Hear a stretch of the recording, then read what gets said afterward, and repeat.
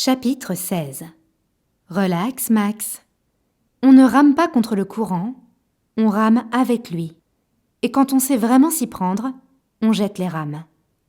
Chris Christopherson, chanteur, auteur-compositeur, boursier Rhodes, encore très sexy pour un vieux monsieur. Il y a de ça quelques années, j'ai fait un voyage en Inde qui a changé ma vie. Au cas où vous n'auriez pas eu l'occasion de vous y rendre, l'Inde bouillonne de vie.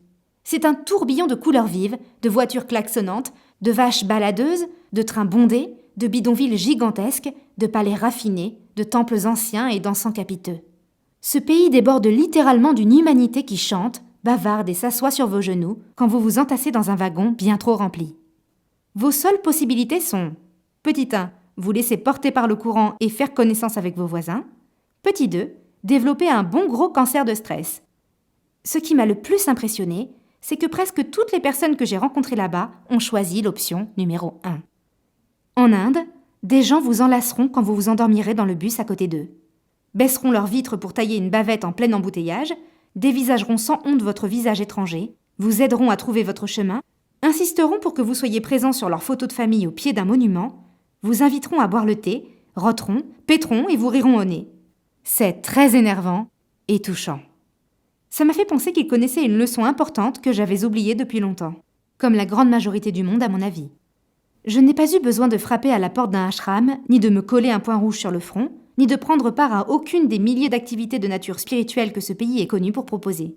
Qui aurait besoin de ça?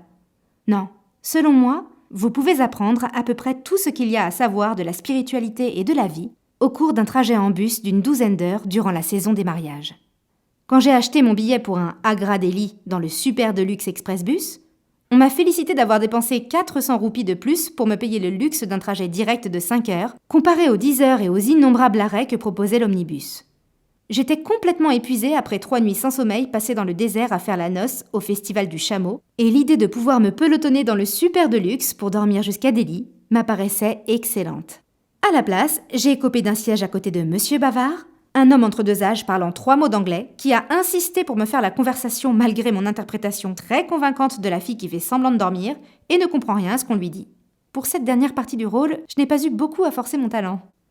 Le bus est parti avec 1 heure de retard, en raison d'un overbooking et d'une confusion immense, et il a mis 2 heures pour sortir de la ville, puisque nous étions en novembre, le pic de la saison des mariages.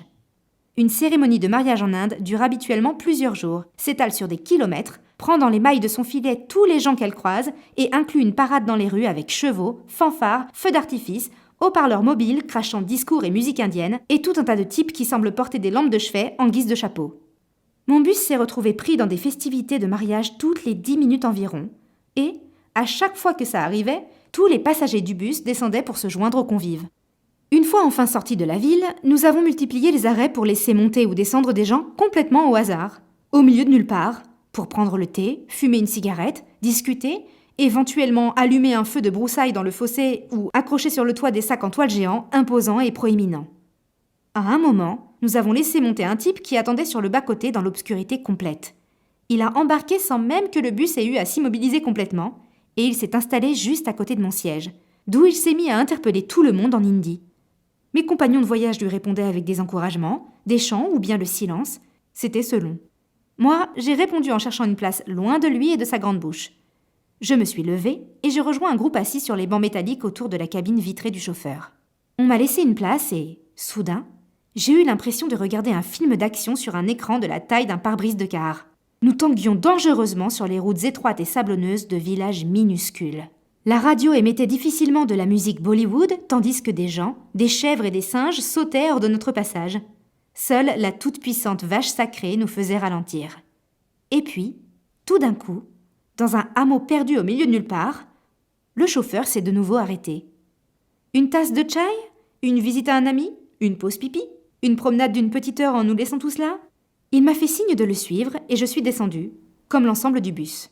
Là, il s'est avéré que M. Moulin à Parole était en fait une sorte de saint homme qui, dans le car, n'avait fait que s'échauffer en vue de sa tournée des temples locaux dans ce petit village magnifique qu'on appelle Vrindavan. C'est l'endroit, je l'ai appris plus tard, où Krishna a rencontré sa femme Radha. Des centaines de temples y sont construits en son honneur. Ainsi, Pendant les 2 heures qui ont suivi, j'ai visité d'innombrables temples, jeté gaiement des fleurs sur les autels, tenu des mains et sautillé autour d'une statue de Krishna, chanté gravement, prié, battu des mains. Je ne pouvais m'empêcher de penser à la tournure homicide qu'aurait pris la même situation, simplement transposée dans un bus reliant New York à Washington. Ici, alors que personne dans le bus ne s'y attendait, personne ne s'est plaint de cette longue pause intempestive.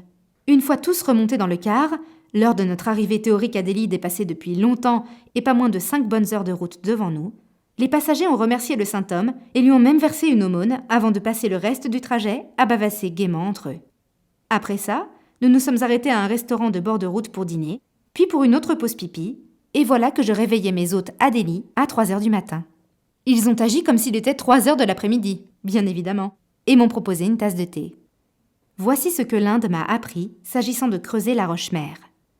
Parlez aux étrangers, nous sommes tous de la même famille sur cette terre. Attendez-vous à l'inattendu et sachez l'apprécier. Cherchez l'humour. Rejoignez la fête. Vivez l'instant présent. Du temps passé à s'amuser n'est jamais perdu. Partagez votre espace.